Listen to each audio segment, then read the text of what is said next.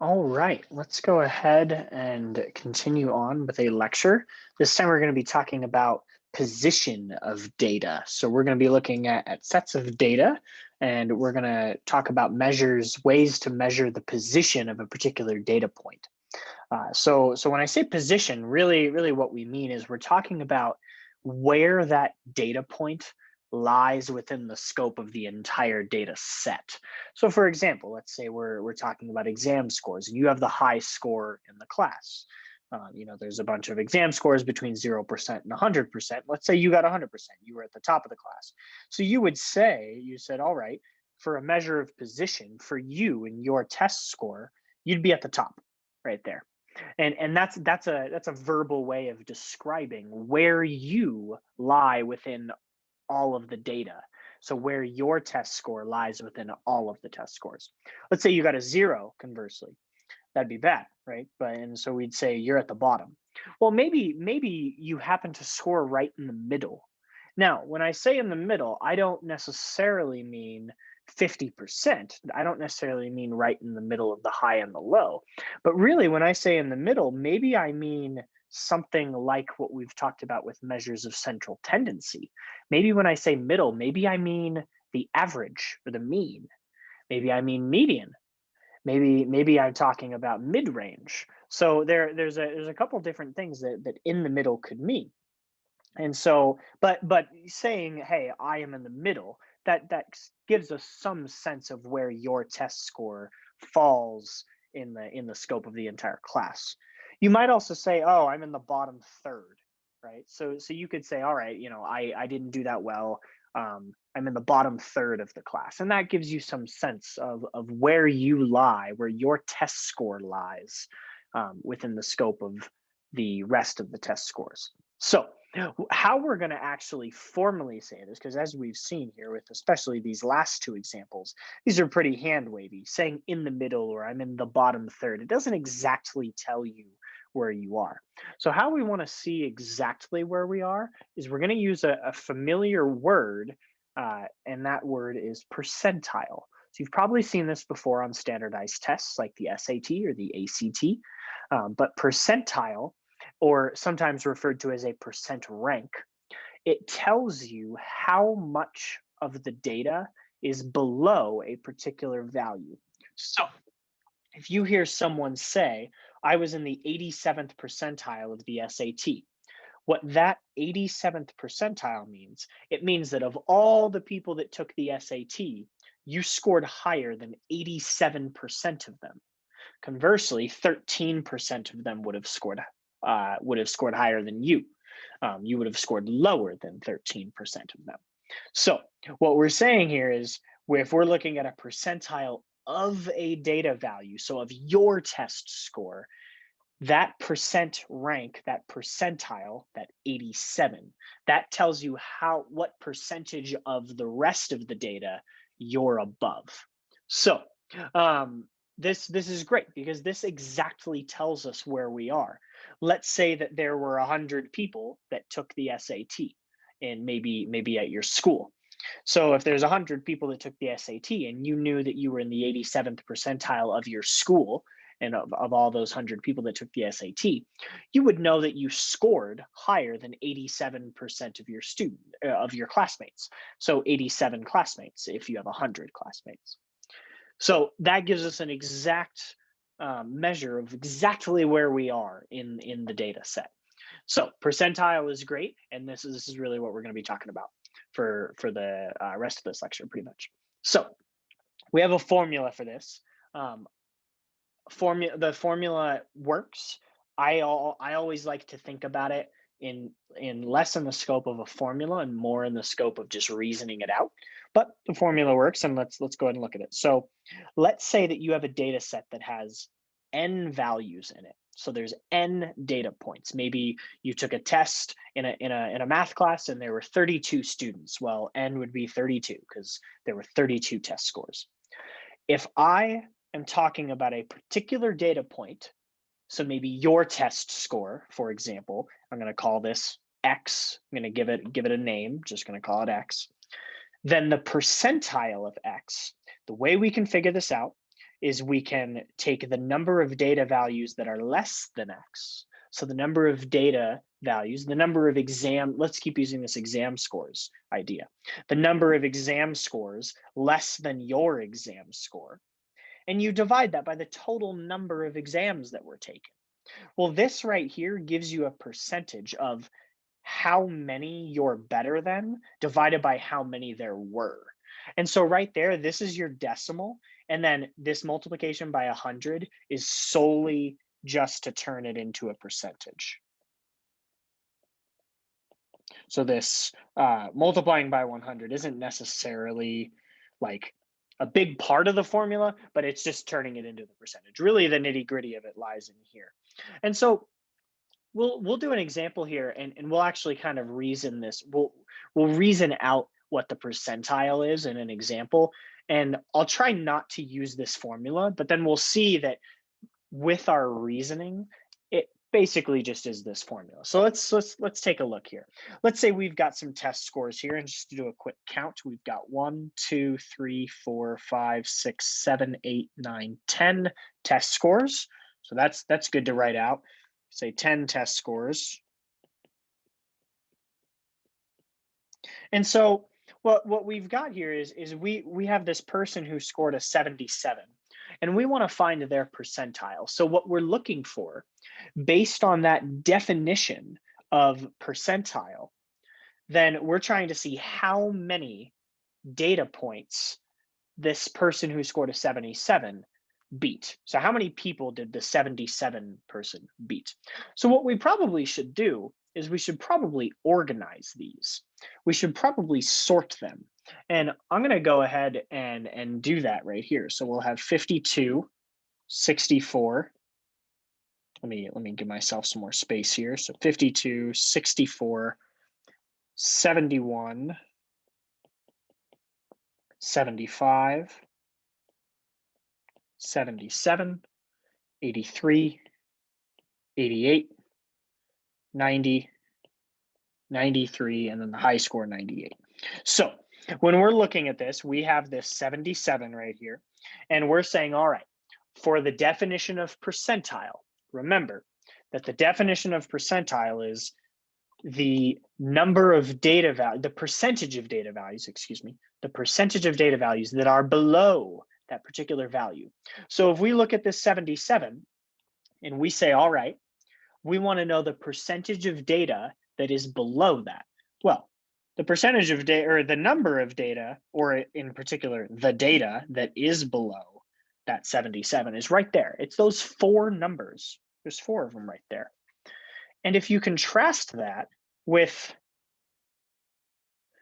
all 10, let's go ahead and write that here. We've got 10 data points. When I look at this, I say, all right, if I was the one who scored a 77, well, there were 10 people who took the class. I was higher than 4 of them. I scored higher than 4 of those people. So what this means is that my percentile is just 40%. It's just, all we're saying here is just, all right, you scored higher than 40% of the class. And this is very easy to see. We just took the 4 people down here and we just divided it by the 10. Well, this is exactly what our formula states. If you were just to go right off of the formula here, what you'd see is you'd see, all right, percentile of 77 equals number less than 77. So that's the number of data points less than 77, divided by n, multiplied by 100. And if we work this out, I'll erase that just for a second. If we work this out, then you'll see the number of data less than 77, well, that's the 4 of them. There's 10 data points, n is 10, multiply that by 100, and you end up, this is a percentage of 40%, exactly like we just had. And so using the formula works the same way. Now, here's what we want to be careful about, though, is that it's very natural for someone to look at this set of data right here and to look at this 77 and say, well, wait a minute, this is the halfway point right here. There's half the data right there and there's half the data right there. So shouldn't the 77 be something more like right in the middle? I mean, it seems like the 77 and the 83 are right in the middle. Why are we saying something like 40% as opposed to something like 50%? Continuing on this line of thought, we might even do something weird like this. Instead of saying percentile that you beat, what if we said percentile that you didn't beat? So what if we changed the definition of what percentile was for just a second, just temporarily? What if we said, hey, what percentage of people scored higher than you?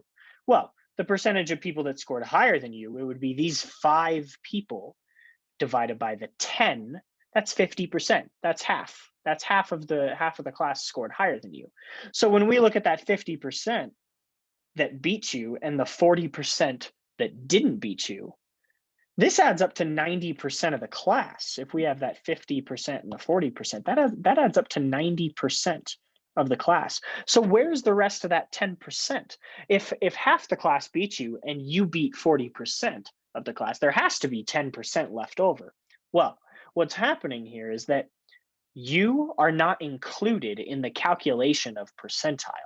Percentile is strictly the number of data points that are less than you. We don't include your score. And then likewise in that temporary definition, when we looked at, hey, what percentage of people beat you? Well, we don't talk about your score. We just talk about the people that beat you. So in fact, you are that missing 10% right there. And you'll notice you're 1 data point out of 10. That's your 10%. So what we'll see here on these percentile problems is that it's not perfect and exact. It doesn't exactly mean, the percentile doesn't exactly tell you where you are in the data. It tells you how much of the data is less than you. But it would be naive to think, oh, if 40% of the data is less than me, then 60% of the data is greater than me. We saw this. It's only 50% of the data is greater than you. And that's because you are 10% of that data. So what we could surmise here is that if we were to increase the number of data points, let's say that we had an exam where there was 100 scores. So what if we had 100 people take an exam and we had all of these scores, 25, so a bunch of low scores here, 27, 28, 28, and this just kept on going. What if we just kept on going and we had 100 data points here, 100 people take an exam, all the way up until we had, I don't know, like a 98 and then like a 99. Those are all the scores of the exam. And here, let's say that there's 100 scores.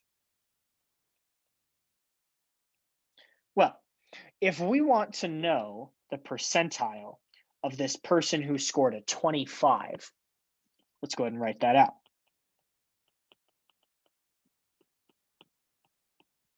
Sometimes I like to put this in quotes here of 25 being that it's like the person who scored a 25 or that data point of 25. So using our formula or just reasoning it out, you can say, hey, there's 1, 2, 3, 4 data points out of the 100 that are less than that 25. So 4 out of 100 divided by that weird 100 that turns it into a percentage, we end up with 4% of the data. Now, if we asked ourselves, if we, again, like we did before, temporarily changed the definition of percentile, so let's say weird percentile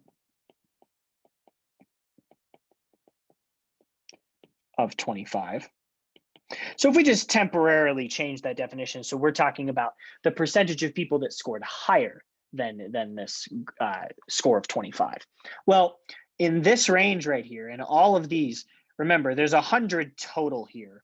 So if there's 4 here and there's 1 here, that means that there's 95 in this range right here. I'll go ahead and mark that.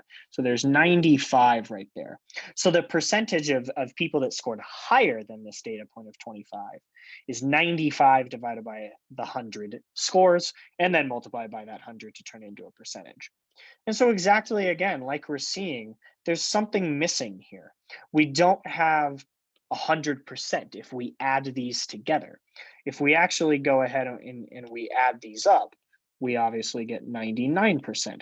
So where the heck is, where's the 1% coming from? Well, you are that 1%, your data point right there. You are 1 out of 100 of these scores. And so you are that 1% that's missing. So if you were this person who scored the 25 and you calculated, or I told you, maybe you said, hey, your percentile was 4%. You got to be careful, because that does not mean that 96% of people scored higher than you. You actually wouldn't know what percentage this was unless you knew exactly how many scores there were. If I didn't tell you how many scores there were and you just looked at this and you just said, all right, if I just told you that your percentile was 4%, you would have no idea how many people scored higher than you, because you don't know how many people there are that took it. So we got to be careful here on this percentile. Most of the time, you'll just be asked of this typical percentile. We won't bother with this sort of temporary, this higher than problem. But most of the time, we'll just be worrying about regular old percentile, just off our definition, just percentage of data points that are less than yours. All right, so there we go. That's going to be percentile, and we're going to use this in the future right here for the rest of this lecture. So what we're going to talk about are quartiles, and these are really common.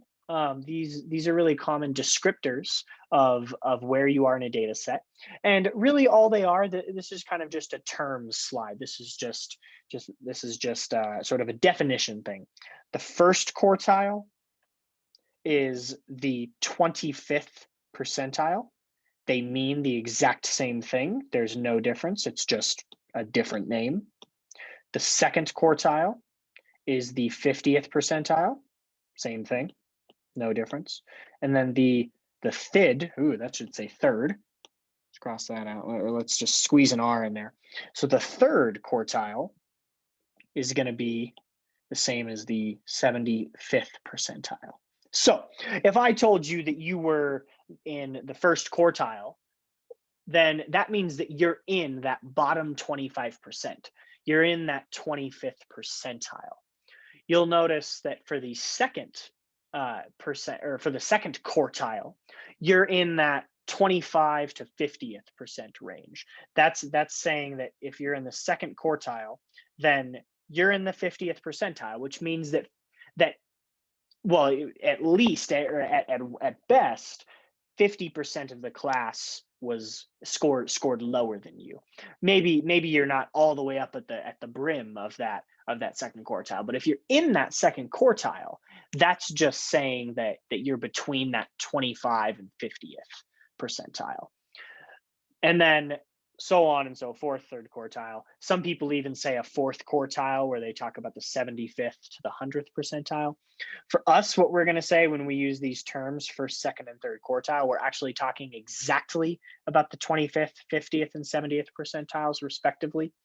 What you'll notice is that the second quartile, the 50th percentile, that's just the median. And the reason for that is because if we're talking about the 50th percentile, that's just saying that half of the data is less than you. And if you write out any data set, make up a data set on your own, half of that data set is below the median. And so the second quartile, we just say, hey, that's the median. And then to find the first quartile, what we can do is we can say, all right, if we have a data set and we want to find the median, then that splits our data into two halves, into a left half and a right half. So if I then just isolate each of those halves, the left half and the right half of the data, and I find the median of each of those, that's my first quartile and my third quartile right there. And we'll do an example of this, don't worry. So let's take a look at these test scores again. The first thing that we're going to want to do, like we did before, is we're going to want to sort them. And so we're gonna see this right here. So we've got them sorted. Now, as we've said, we've said a couple things here. We've said that the Q2 is the second quartile. That's that notation there, Q2. We've defined this as the 50th percentile. I'll say 50th percentile data point. What we've also defined this as is the median. And there's a distinction here that I want to make. In this case, the 50th percentile data point and the median are not actually exactly the same thing. And let me show you. The 50th percentile, as we've seen by definition of what percentile means, the 50th percentile is the point, it's the data point where 50% of the data is below it. So I would have you look closely at this 83 right here. When I look at that 83, I see 5 data points that are less than it. And I see those 5 data points out of 10 total. So that means that this 83 is the 50th percentile data point. So we're going to go ahead and write that right there, 83. But now let's go ahead and calculate the median. And if we're looking at this, if we're going ahead and we're doing this median calculation, we're just going to sort our data. Oh, good, we've got it sorted. So if we cross out the ends, and then again cross out the ends, cross out the ends, cross out the ends, and oh no, we're left with 2 of them. So what do? We take the average. So we take the average of 77 and 83, and that gives me a nice even 80. And so there's an issue here because we've defined the second quartile in both of these ways. We've defined it by the 50th percentile, and we've defined it by the median. And they're different. They're different numbers here.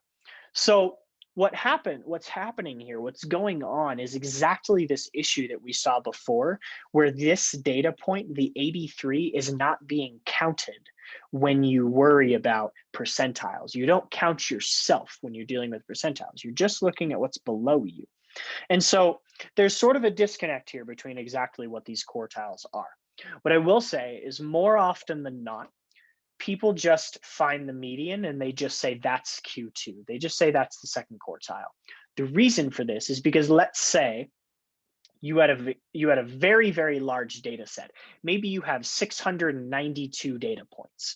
Well, it's going to be pretty tough to write them all out in order and then go to exactly halfway and find exactly how many data points are half less than that one. And I know that even sounds bad, just saying that. Finding the 50th percentile is kind of annoying. Here, it was easy because we just had 10 data points. So I could just say, all right, 1, 2, 3, 4, 5. Okay, cool. There's these 5. Let's go one more up, and now we got it. But if you had a weird number of points, or what if you even just had 9 data points? What if we didn't even include this? Now there's no way to find exactly the 50th percentile because you're going to be dividing everything by 9, right? If you took 83 as your point that you cared about, you'd say 5 data points out of 9 total. Well, 5 over 9, that's not 50%. And if you're dividing by 9, there's no way to even get 50%. So more often than not, people just take the median and they just say that's Q2. The formal definition is 50th percentile data point, but if you're given a problem, you can just find the median and that'll be acceptable. So as we're moving on with this, we've found the median, we found Q2, and again, a little bit informally, but we're gonna just go with the median as it, and that's okay. So now what we can do is we can just say, all right, let's go ahead and look at each half of the data. So if we're gonna move forward here, we're gonna cut this data right down the middle, and you'll notice that's exactly where that median 80 fell. It was right there. So we're gonna cut this data right in half. And now when I look at this, I see a left half of the data right there. And so as we've said, for Q1, we've defined it again as the 25th percentile. But try as you might, you won't be able to do that. Because there's 10 data points, if you tried to divide something by 10 and get 25%, you'd have to divide 2.5 right there. This number up here would have to be 2.5. And there's no way to have 2.5 data points less than another data point. And so there's really no way to get a 25th percentile exactly here. So as we've said, we get a little hand wavy and we just say, you know what, let's just take the median of the left half of this data. So we'll just start crossing out. And there we go, right in the middle at 71. So we call that Q1. And then likewise, same exact thing. We're going to split the data right in half. You'll notice that that's where the 80 is. You'll notice that if I were to split the left half of the data right in half, it'd go right down the middle of that 71. So that's Q1. But we're going to do the same thing over here. We're going to split this right down the middle. Oh, look, it's right on that 90. That's the median of the right half of the data. So we call that Q3. And again, we run into the same troubles of that. No, 90 is not exactly the 75th percentile. Actually, it's the 1, 2, 3, 4, 5, 6, 7 out of 10. So 70th percentile. This 90, the score of 90, this test score, falls in the 70th percentile, which obviously is not exactly 75th percentile, but because it's the median of the right half of the data, we'll go ahead and call it Q3. So there we go with that. What you will notice is that if we were to take a data set here that had an odd number, so I'm actually going to go ahead and I'm going to copy that data set down. So 52, 64, 71, 75, 77, 83, 88, 90, 93, and there wasn't 98, but I'm going to go ahead and cut that off. So I'm not gonna worry about my 98. Let's just cross that out right there. So right here we have 9 data points. I'll go ahead and just squeeze that right up in the middle here. So there's 9 data points. Now, if we go ahead and we find the median, we're gonna cross off the ends here. And oh, look, we get that 77. So now our Q2, for this is a different data set, our Q2 is 77. So let's go ahead here. Let's get rid of all these crossing outs. So we've got our 77 there. And now we want to find Q1. So let's go ahead and take a look at the right half of the data. Well, and then also at the same time, Q3, we'll look at the, on Q3, we'll look at the right half of the data right there. And for Q1, we'll look at the left half of the data. So for Q1, we want the median of the left half of the data. Well, what you'll notice is that that median is right in the middle there. Because if we were to cross these out, well, we'd get stuck with a 64 and a 71. So we got to take an average here of 64 and 71.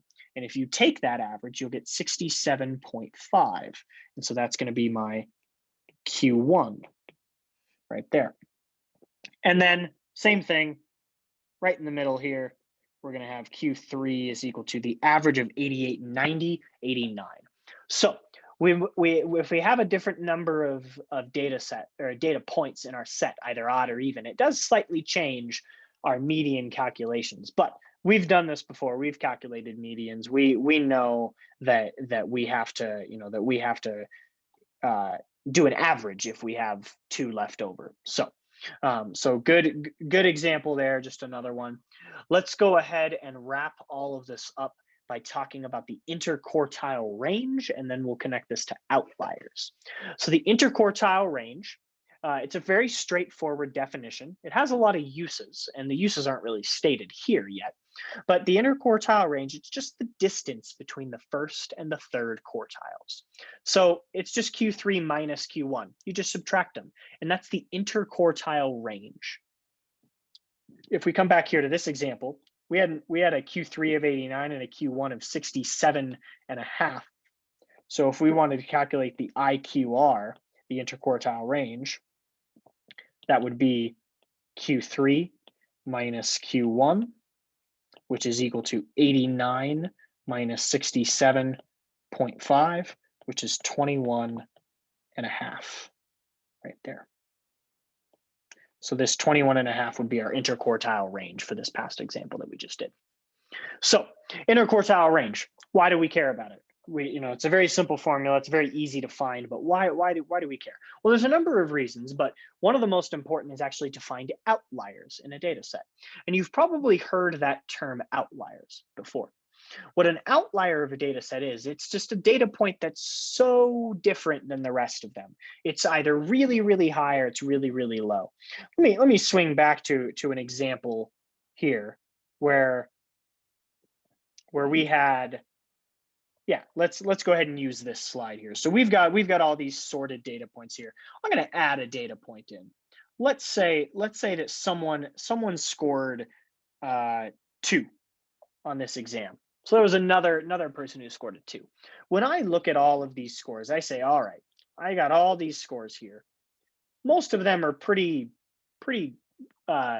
well separated, but kind of close together. There's nothing really that outlier. There's nothing really outlandish about all these scores. Yes, maybe the 52 is a bit lower than the rest of them, but there's nothing crazy about it.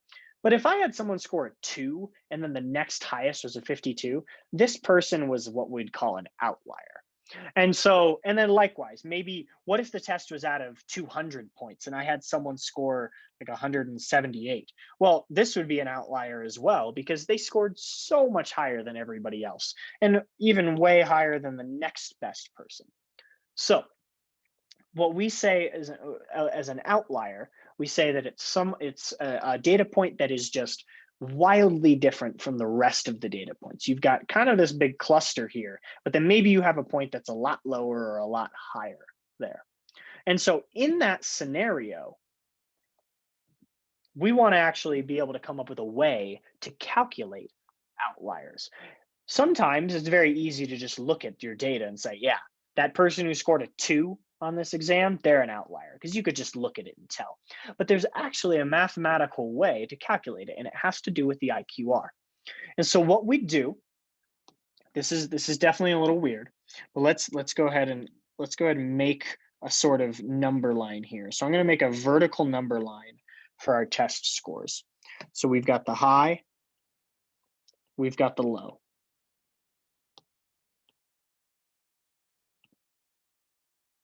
And let's go ahead, not make those arrows because the high is going to be right there. The low is right there. That's the high score and the low score. Well, our median is going to be right in the middle. This is going to be Q2. Our Q3 is right there. And our Q1 is going to be right there. So what we do to find outliers is we calculate the IQR. And remember, the IQR is just the difference between Q3 and Q2. So that's the IQR. It is a length. So what we do is we take the IQR and we multiply it by 1.5. That gives us another value. That value, we take that amount and we go above Q3, and then we mark it wherever it is.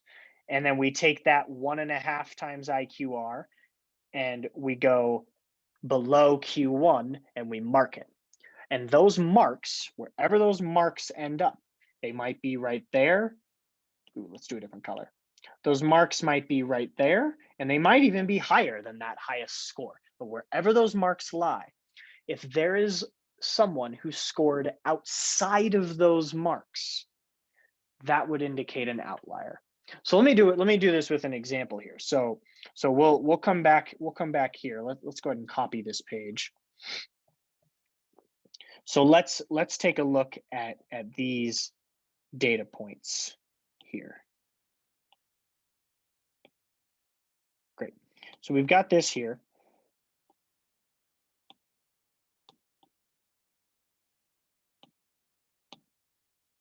Get rid of some of the clutter. We've calculated all of our quartiles already. We've actually calculated our interquartile range. So let's go ahead and do this. Let's calculate. I'm going to change the color here. Let's calculate 1.5 times the AQR. Or excuse me, I said AQR, that'd be IQR. So this is 1.5 multiplied by 21.5. So if we actually do this, 1.5 times 21.5, we're going to get 32.25. So this is the value that we care about now. This is our 1.5 times the IQR. So what I'm going to do is I'm going to go this amount, this 32.25. I'm going to go that much higher than Q3. Let's do that. I'll go ahead and write this out.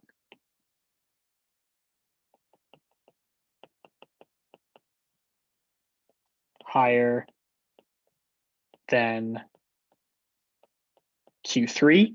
This would be me taking Q3 and then adding the 32.25. And when we do that, we get 121.25. I'm going to mark that down. And then likewise, 1.5 IQR lower than Q1. Well, we're going to take Q1, the 67.5, and we're going to subtract off 32.25. And if we go ahead and do this, we're going to end up with 35.25. So if well, actually, before I move on, we'll mark that. Now, these are the values that we care about, this 121.25 and the 35.25. The question that we want to ask ourselves is, all right, here's our data. Here's all of our data points. Do any of these data points fall outside of this range? Are there any data points that are larger than this or smaller than that? And when I look at this, I say, no, the highest data point is 93. And this value that I marked down was 121. The smallest data point was a 52, and this value that I marked down was a 35. So there's nothing smaller than 35, and there's nothing larger than this 121. And so all of these data points, or of those data points, none of them are outliers. If I had a data point, maybe instead of this 93 up here, maybe instead of a 93, if this was something like 130, now, yeah, that 130 would be higher than this 121.25. And so this 130 would be an outlier. And we'd mark it as an outlier. We'd say, hey, this is, this person was an outlier. And then likewise, if maybe instead of a 52, if this was a 30, we'd say, yep, that is smaller than the 35. And so it is an outlier. And so we'd mark it. We'd say outlier right there. Great. So we found a mathematical way to calculate outliers. We've said, take this random 1.5 times the IQR, go above Q3 and below Q1, mark those scores, see if there's any data that's outside of that range. Those are outliers. And with that, we obviously had the IQR that we had to deal with. The IQR, we have to know about quartiles. So we talked about the definitions of those. And yeah, so we had those definitions of the quartiles. And obviously those relied on us understanding what percentiles were. And that just brings us right back up to the very beginning of the lecture. And that's kind of everything all wrapped up in one sort of envelope right there. So we'll go ahead and call that the lecture on percentiles, and that'll be it.